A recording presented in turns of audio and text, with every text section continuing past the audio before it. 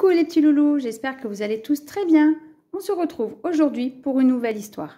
Cric-crac, mon histoire commence. Gustave et le cerf-volant.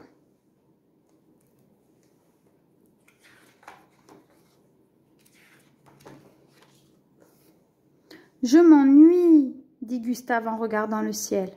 Tu n'as qu'à lire, répond maman. Je m'ennuie encore, dit Gustave en ouvrant le frigo.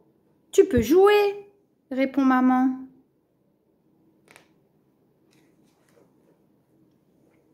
Je m'ennuie toujours, dit Gustave en allumant la télévision.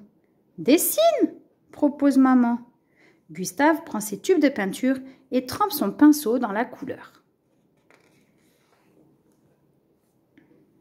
Sur le mur de sa chambre, il peint un pré, une montagne et une petite fille avec un cerf-volant.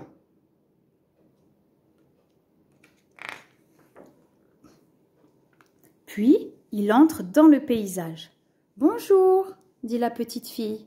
Comment tu t'appelles ? Gustave, répond Gustave. Et toi ? Milly. Qu'est-ce que tu fais ? Demande Gustave. Je voudrais faire voler mon cerf-volant, mais il n'y a pas de vent.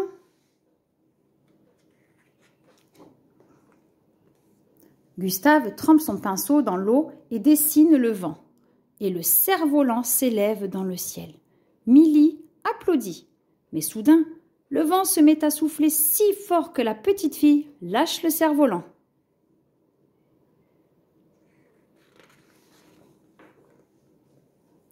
Le cerf-volant tournoie, tourbillonne et disparaît derrière la montagne. « Mon cerf-volant !» sanglote-t-elle. « Ne pleure pas, on va le retrouver !» dit Gustave en lui prenant la main. Gustave lève les yeux. « Cette montagne est si haute ! Il aurait dû la dessiner beaucoup plus petite. »« Je suis fatiguée, » dit Milly. Alors Gustave trempe son pinceau dans le pot de peinture et dessine un âne. « Monte sur son dos, » dit-il en soulevant la fillette. « J'ai faim, » dit Milly un peu plus tard. Gustave dessine deux belles oranges. Il en tend une à Milly. « Elle est juteuse, » dit la petite fille. La montagne est immense. Les cailloux sur le chemin empêchent les enfants d'avancer plus vite. Parfois, l'âne trébuche et Milly s'accroche à sa crinière. « On arrive bientôt ?» demande-t-elle. Dans les arbres, il n'y a pas d'oiseaux. Gustave a oublié de les dessiner. Il n'y a pas de serpent non plus.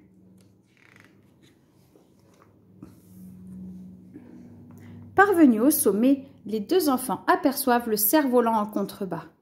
En tombant, il s'est brisé sur un rocher. « Mon cerf-volant !» sanglote la fillette. « Ne pleure pas, » dit Gustave. « Regarde !»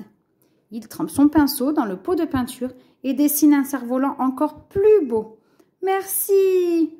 dit Milly en lui donnant un baiser sur sa joue.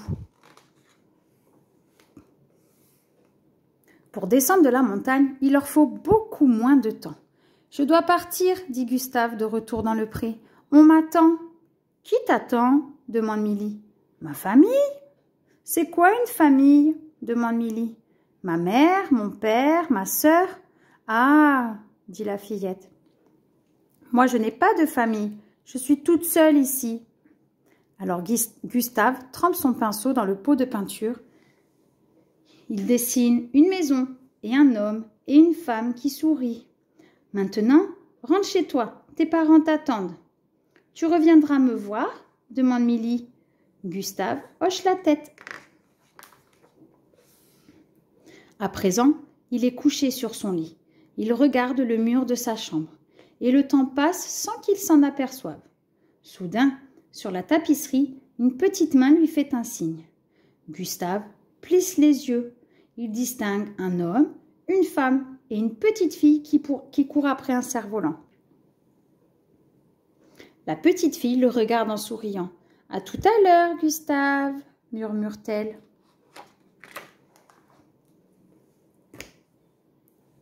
Cric-crac, mon histoire est terminée. Si tu as aimé cette histoire, laisse-moi un petit pouce bleu.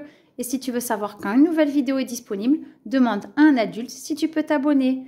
À bientôt les petits loulous, bye bye.